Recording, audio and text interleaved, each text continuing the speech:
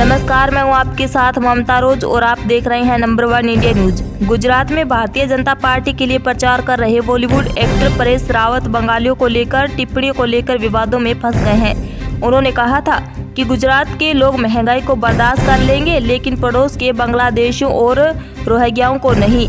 बयान को लेकर आलोचना का सामना करने के बाद उन्होंने माफी मांगी है। परेश रावत ने मंगलवार को वलसाड में कहा था कि गैस सिलेंडर महंगे हैं, लेकिन कीमतें कम हो जाएगी, लोगों को रोजगार भी मिलेगा। लेकिन तब क्या होगा जब रोहिंग्या शरणार्थी और बांग्लादेशी दिल्ली की तरह आपके पास रहना शुरू कर देंगे। गैस सिलेंडर का आप क्या करेंगे? बंगालियों के लिए मछली पकाएंगे। गुजरात में पहले चरण के लिए गुरुवार को मतदान हुआ है। उन्होंने कहा था कि गुजरात के लोग महंगाई को बर्दाश्त कर सकते हैं, लेकिन यह नहीं जिस तरह से वे अपशब्द कहते हैं। उनमें से एक शख्स को मुंह पर डायपर पहनने की जरूरत है। बॉलीवुड एक्टर रावल ने हालांकि रैली में इस शख्स का नाम नहीं था, लेकिन उनका निशाना साफ तौर पर अरविंद केजरीवाल को लेकर था, जिनकी आम आदमी पार्टी गुजरात में सत्तारूढ़ है। रावल ने कहा कि वह यहाँ प्राइवेट प्लान से आते हैं और इसके बाद दिखावे के लिए रिक्शे पर बैठते हैं। हमने पूरी उम्र एक्टिंग में गुजार दी, लेकिन ऐसा नौटंकी वाला नहीं देखा। उसने शाहीन बाग में भी बिरयानी परोसी थी। राहुल ने कहा था कि वह यहाँ प्राइवेट प्लान से आते हैं और उसके बाद दिखावे के लिए रिक्शे पर बैठते हैं।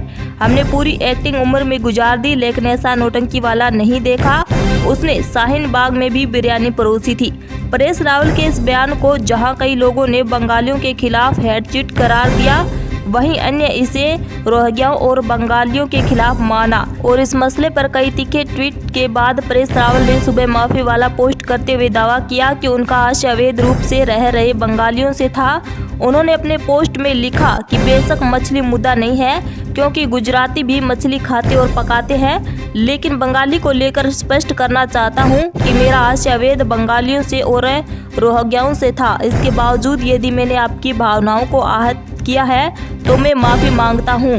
यह पोस्ट एक यूजर के इस मुद्दे पर स्पष्टीकरण की मांग के जवाब में था कि मछली विषय नहीं होना चाहिए था। उन्हें इस बारे में स्पष्टीकरण देना चाहिए।